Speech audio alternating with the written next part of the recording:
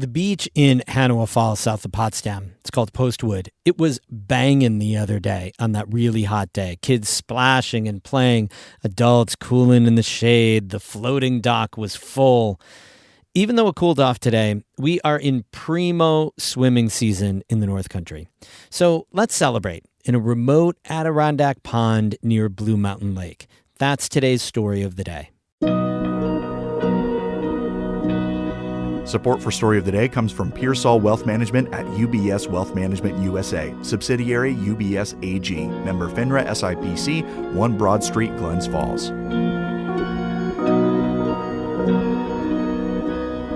Hey, I'm David Sommerstein. It's Thursday, June 26th. First up, the leader of New York State's Assembly was in Plattsburgh yesterday.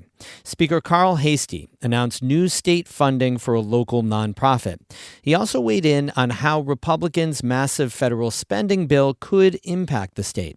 Kara Chapman has more. The Plattsburgh YMCA has been working for years to raise more than $19 million for a big capital campaign. The money will be used to renovate a former hospital wellness center into the Y's new primary location. That includes the addition of 15,000 square feet of space, a second floor dedicated to fitness, and rooms for community-based programs. Assemblyman Billy Jones of Chateauguay Lake and Assembly Speaker Carl Heastie of the Bronx were at the new location for a press conference yesterday. Jones said they brought some good news. We had said that we were going to give $3 million to the pool area, but after a little tour around here and in talking to Justin, the speaker has upped that number to $4.5 million he's given to this project.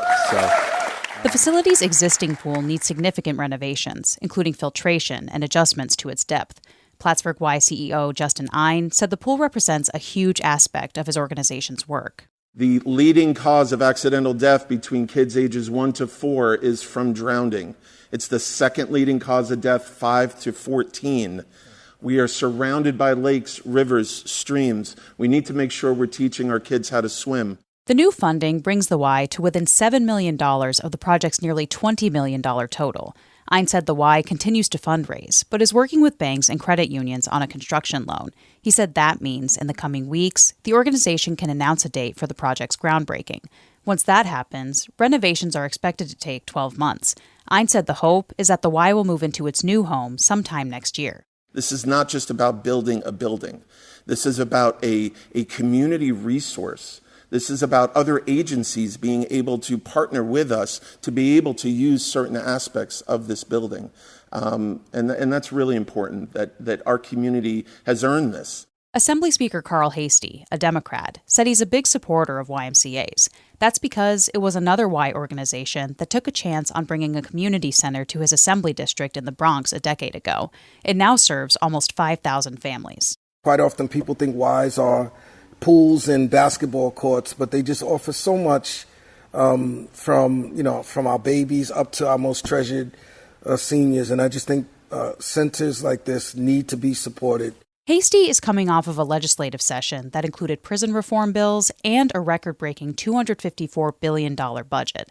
The big question in Albany this summer is how Republicans' One Big Beautiful Bill Act could affect the state's healthcare system, especially proposed cuts to Medicaid. Heastie said he's extremally concerned.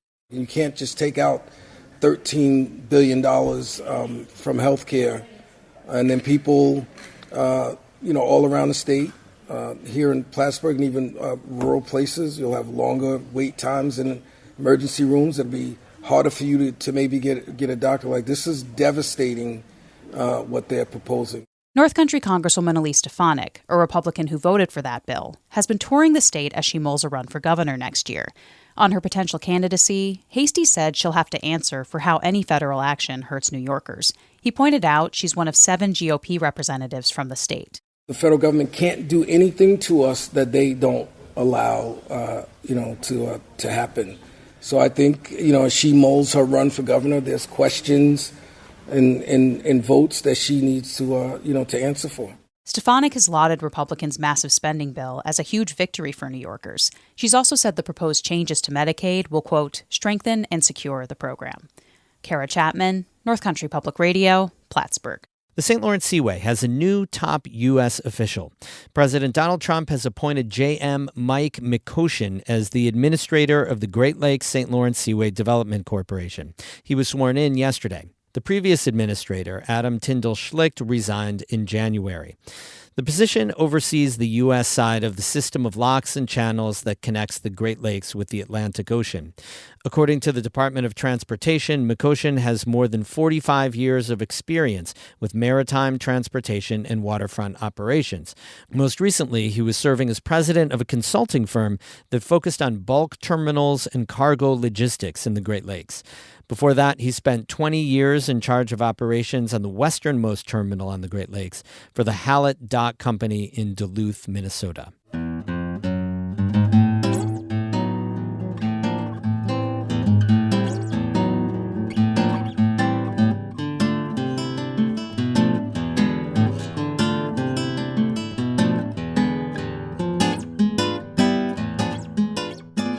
It's been a hot few days in the North Country.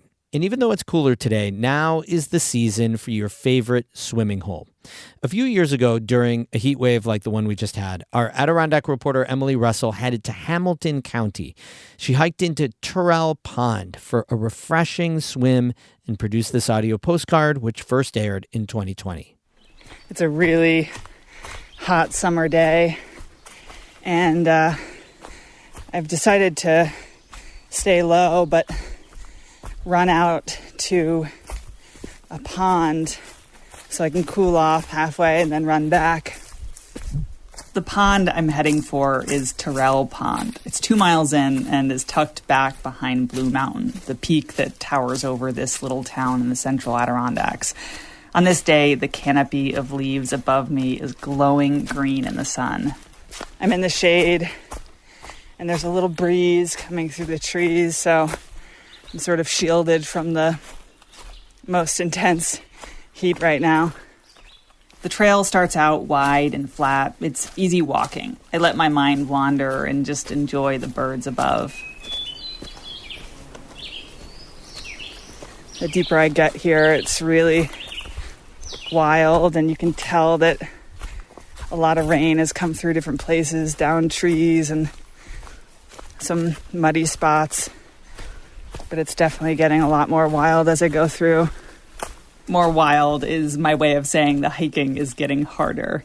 I'm actually walking downhill now, but because of the downed trees, the rocks and roots, I have to focus on every step. I get a little relief crossing over a footbridge. I don't love to suffer, but I do like being back in places where it feels like not a lot of people get to. Eventually, I end up passing 2 women with massive packs strapped to their backs. They're settling into a lean-to. This last section of the trail hooks up with the long-distance Northville Placid Trail. Okay, just approaching Tirrell Pond right now, which is such a relief. Got a little buggy in that last section. The trees part, and I go from deep woods to this perfect mountain pond. It is such a big relief. I'm standing on a sandy beach, which is just amazing. About to take a little dip. I wade in slowly at first and then dive under. The water washes away the sweat. It soothes my new bug bites. Just what I needed on this hot summer day. I'm just in from a dip, and from the middle of the pond, you can actually see the top of Blue Mountain. I'm going to go back in the water one more time, but before that, I'm going to sign off on the shore of Tirrell Pond, just below Blue Mountain. I'm Emily Russell. So nice. Get that fresh North Country swimming in wherever and whenever you can this summer. One of the great gifts of living here. We have more news all the time on our website, ncpr.org. Music today by Caitlin Scholl of Lake Placid and Oscar Sarmiento of Potsdam. I'm David Sommerstein, North Country Public Radio.